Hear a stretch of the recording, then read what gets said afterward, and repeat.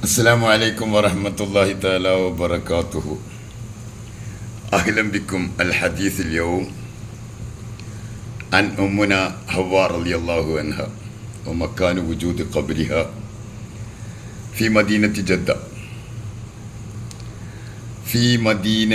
جدة العمارية وفقا للرواية التاريخية والتقاليد الإسلامية. يعتقد أن قبر أمنا حواء رضي الله عنها يقع في العمارية التاريخية بمدينة جدة في المملكة العربية السعودية. في مدينة جدة اسمها جدة أم الأم أبو الأم.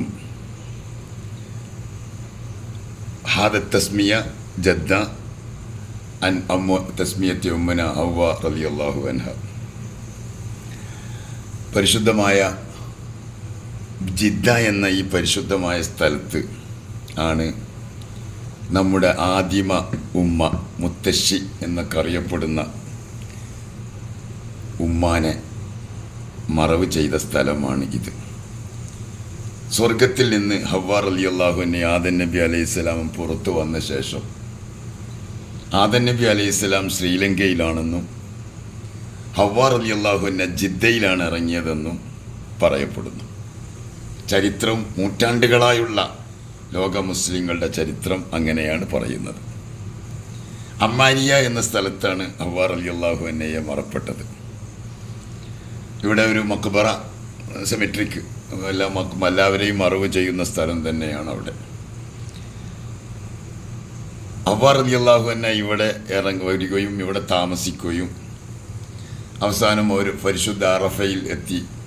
ആദം നബി അലൈഹിസ്സലാം അവിടെ വരികയും രണ്ടുപേരും കണ്ടുമുട്ടിയത് അറഫയിലാണ് എന്നും ചരിത്രത്തിൽ കാണാൻ കഴിയുന്നുണ്ട്. നമ്മുടെ ഉമ്മ ഹവ്വാ റളിയല്ലാഹു അൻഹയെ മറക്കാൻ പറ്റില്ല. കാരണം മനുഷ്യ കുലത്തിൻ്റെ തുടക്കം നമ്മുടെ ഉമ്മ. അതുകൊണ്ടാണ് ഈ ജിദ്ദ എന്ന പേര്. ജദ്ദ എന്ന് പറഞ്ഞാൽ മുത്തശ്ശി അല്ലെങ്കിൽ വലിയുമ്മ എന്നർത്ഥം വരുന്ന ജദ്ദ എന്ന പേര് ഈ സ്ഥലത്തിന് ഇടാൻ കാരണം എന്ന് ചരിത്രകാരന്മാർ പറയുന്നുണ്ട്.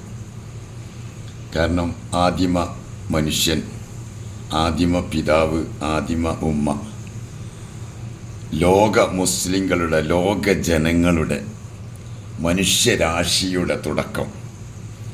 അതുകൊണ്ട് തന്നെ ജിദ്ദ മറക്കാൻ കഴിയില്ല. കാരണം നമ്മുടെ വല്യമ്മ കിടക്കുന്ന സ്ഥലം, മനുഷ്യോൽപത്തിയുടെ തുടക്കം, ലോകത്തുള്ള എല്ലാ മനുഷ്യരുടെയും ഉമ്മ ആണ് ബഹുമാനപ്പെട്ട ബീവി ഹവ്വാ റളിയല്ലാഹു അൻഹ.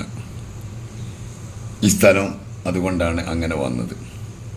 ചരിത്രത്തിൽ വളരെ വ്യക്തമായി തന്നെ ജദ്ദ എന്ന് പറയുന്നത് ഉമ്മയോട് ചേർത്തുകൊണ്ടാണ് വലിയുമ്മ എന്ന് പറയുന്നത് എന്നും പറയപ്പെടുന്നുണ്ട്. അമ്മാരിയ എന്ന സ്ഥലത്താണ് അവരുടെ മക്ബറയുള്ളത്. ജിദ്ദയിൽ വരുന്നവരൊക്കെ അവിടെ വന്ന് സിയാറത്ത് ചെയ്യണം.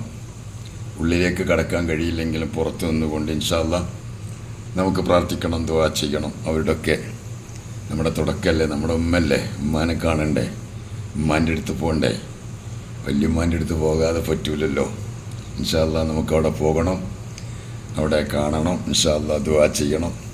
അല്ലാഹു തൗഫീഖ് ചെയ്യട്ടെ എന്ന് പ്രത്യേകമായി ഓർമ്മപ്പെടുത്തുന്നു. അസ്സലാമു അലൈക്കും വറഹ്മത്തുള്ളാഹി.